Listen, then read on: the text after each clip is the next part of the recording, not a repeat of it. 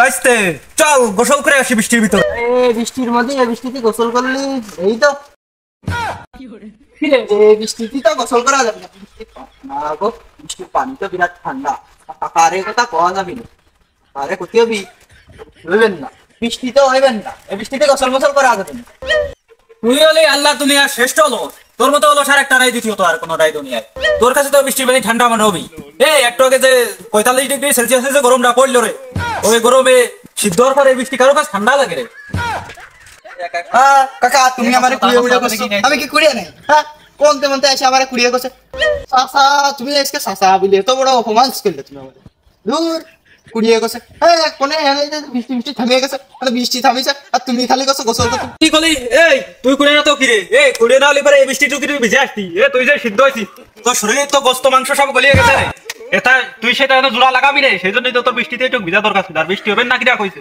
বৃষ্টি আবার হবে না তোর বাবু। আমি আজকে বাড়িতে যাই, আমার ফোনে আমার আইফোন 15 Pro Max দেখে আইছি, কুমা এখন নাই দেখে আইছি গরমের মধ্যে যাই দেখছে কয় % বৃষ্টি হবে।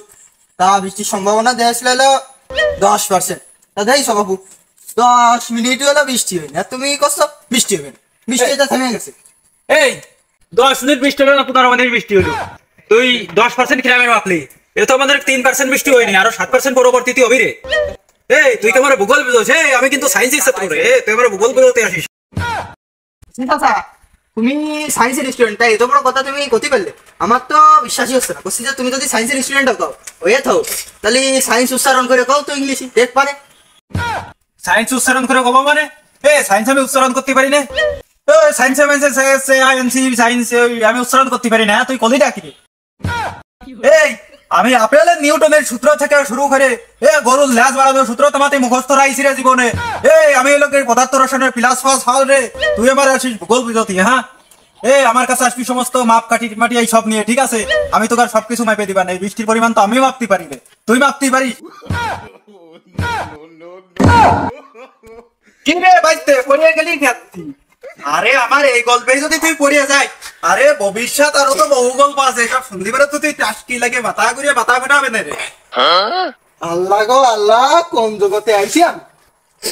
চাচা বিয়ে কি ভাষণ দিলে? বলছি চাচা তোমার ভাষণে আমি মুগ্ধ হয়ে গেছি। তোমারে দেশের নোবেল পুরস্কার তোমারে না দিয়ে অন্য কাউরে খেতে দিই, আমি তো এটাই মাথার মধ্যে আমার ঘুরতেছে। আমারও তো সেই একই কথা রে, নোবেল পুরস্কার তো আমার গলাই আসবি রে, তাতেও পড়তেছে কোনে সুৎকর ঘুষখরের গলায় রে। এটা কিরামের কথা হইলো? আরে বাসনে বঙ্গবন্ধু ফেল নাই, আমি তাই কত তুই খালি একবার। তুমি বাসনে বঙ্গবন্ধু কে? ওই যে এসে আমেরিকার প্রেসিডেন্ট কিটা, সেও তুমি ফেল? বাহ বাহ, ভালো কথা একটা কথা বলেছিস তুই, এরামের কথাই আমার দরকার ছিল। ঠিক আছে, আসলে বাইসতে তুই আমার কলেজার বাইসতে রে, তোর আমি কোনোদিনও বলতে পারবো না তুই বৃষ্টিতে ভিজিস নেই, তাই কি রে? চল আবার পরবর্তী বৃষ্টিতে ভিজবানে।